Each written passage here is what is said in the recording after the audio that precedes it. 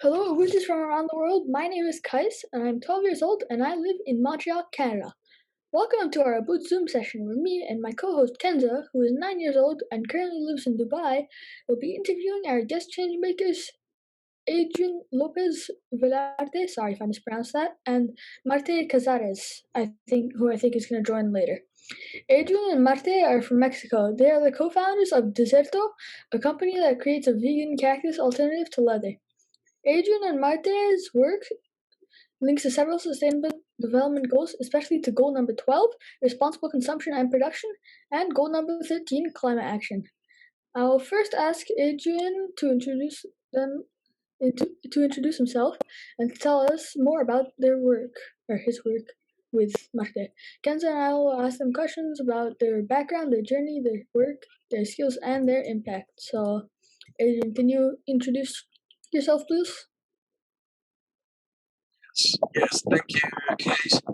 So this is Adrian. I'm the founder of Desserto, a plant-based alternative to leather, synthetic leather made out of cactus, to help reduce the environmental impact of the industries that use it, and also help companies achieve their sustainability goals. So the situation is that Marty and I, we used to work in the fashion industry. We were in touch with all these raw materials that are used, like leather, like synthetic, which is made of PVC or polyurethane, which are petrochemical feedstocks. Of course, not environmentally friendly. We're not happy either with the sacrifice of animals to get their skin and transform them into handbags and shoes, car sets. So we decided to leave our jobs and to create new material. So we knew it was not going to be easy, and it was a long way to go for making it happen. But being here in Mexico, we decided to use cactus as our main plant or the main feedstock to base our R&D on, because as you know, in Mexico we have a lot of cactuses. It's the country with the most abundant quantity of cactuses, not only farm but also wild, and it's just the typical and native region of these plants to grow. So we started to talk to the agricultural sector, farmers to join this adventure with us. And so at the end, we end up working with some suppliers or some farmers that are located in central part of Mexico, and they of course don't use any herbicides or pesticides or fertilizers in the cactus plantations. Why? Because cactuses, as you know, are very resilient. They endure bugs, insects, and they are very resistant versus plagues. And also, they need very little water to grow. So we don't even have to apply irrigation. In that sense, it makes it a very sustainable plant. So if we transform that into a product, then you have something that is reducing the environmental footprint very significantly. So we harvest the mature leaves of the cactus plant, and we don't damage the plant itself. We only harvest the mature leaves, so the plant stays there, and it's helping the soil to restore its properties. It's enriching biodiversity in the region, absorbing carbon dioxide, and then we mesh and dry these cactus leaves. Bless you, in case. And we transform them into a material that looks like leather. Nowadays, we are sending this material all over the world to many different brands to create a lot of products. So this is the big picture of what we do, and so please let me know if you have any questions. So, who inspired you to do this? Well, this is something that the idea came to our minds from a genuine um, interest in helping these industries to change the way they are doing things, because at the end of the day, um, many things in this world have to change. We have to be more conscious about environmental care, and so it was caring for ourselves, for our environment, for our friends, family, for everybody in general, and also for live animal. It, we knew it was possible, and we were like, why is this not being made like everywhere? So we just tried to give an example. Were you aware of this when you were children? When I was a kid, I remember. Well, I was born in a small city, so I was in touch with nature. I love animals, so I always had this on the back of my mind. You know, like the importance of it, of caring for it, and then I had the opportunity to travel around the world for work, and I saw many countries that they were doing great at caring for the environment, others that were doing really bad. And when I came back to Mexico finally, I saw that there was very little consciousness in caring for the environment. Although Mexico is very rich in natural resources, in different types of flora, fauna. You know, Mexico is a very large country, so from the north to the south, you will find a lot of varieties of ecosystems. It's not like in the movies that you only look at cactus and that's cactus everywhere in Mexico now. In southern Mexico, we have actually very tropical places full of plants and animals and so forth.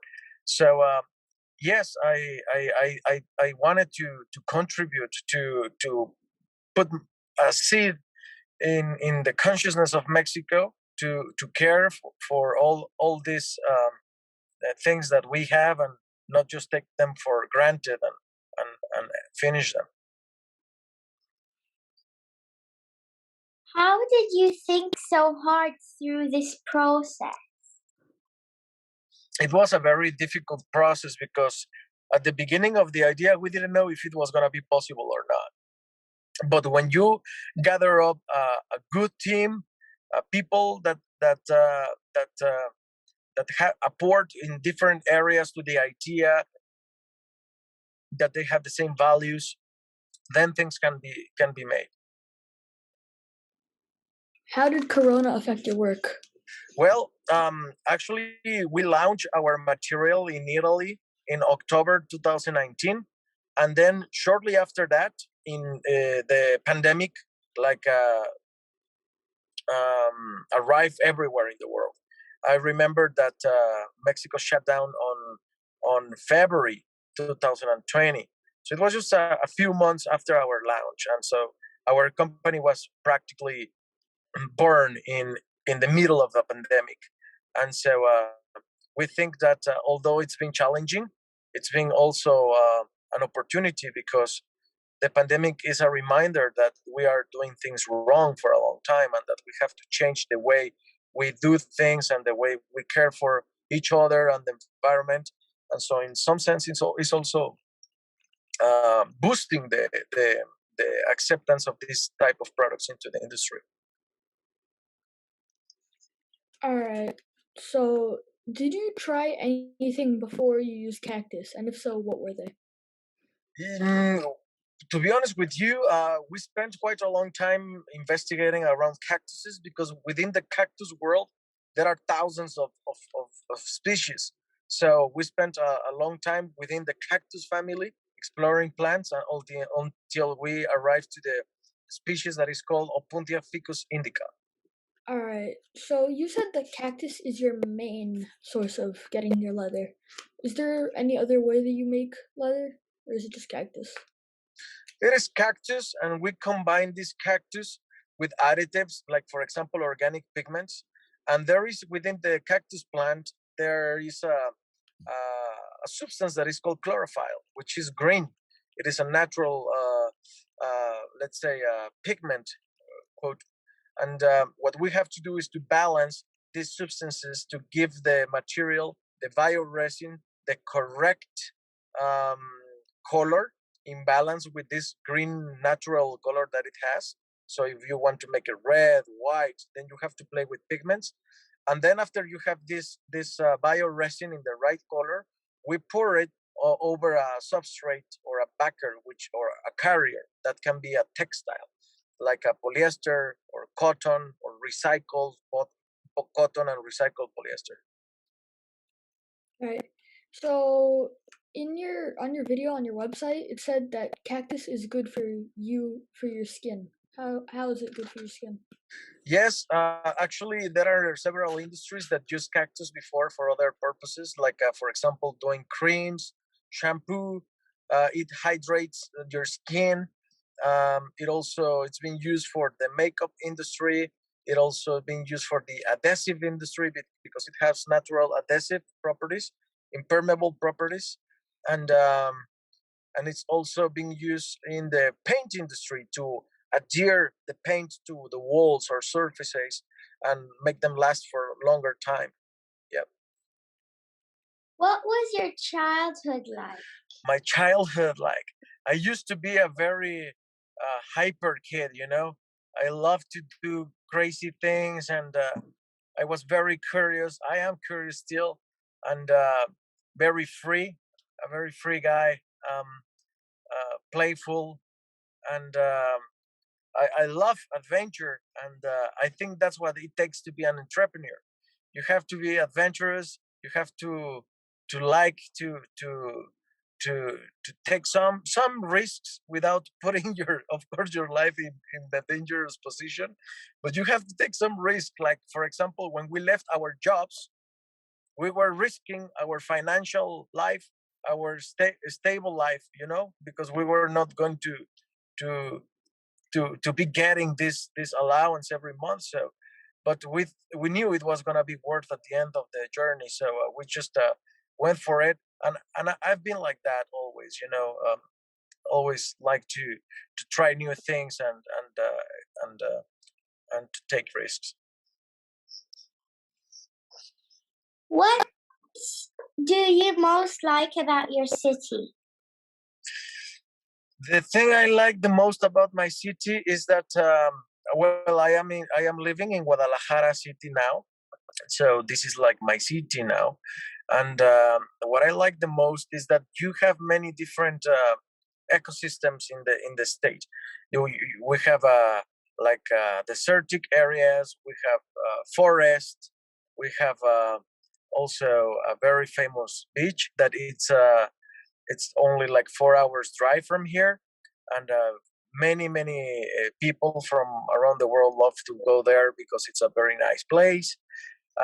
Here is where the tequila is made, and there here is where the mariachis are from, the Mexican musicians with the trumpets and the so it's like the most representative state of Mexico, and I love that people are very friendly, and there is a very proactive ecosystem around innovation and ideas. So this is what I like. All right. So are the clothes that you are wearing right now made out of the cactus leather? There are a lot of products made of cactus leather now. Like there are brands like H&M, Karl Lagerfeld, Fossil, and some others that you can find on our Instagram account, which is Desserto.pele with double L. And there are handbags, footwear, products, accessories, furniture. So basically, you can do all types of products that normally use leather. You can replace that and use our material instead. How much did you think you saved the planet?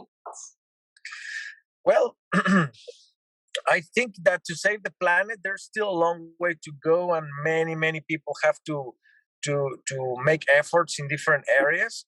But we think that we are contributing in in well, in a meaningful way in regards of reducing the use of animal and synthetic materials.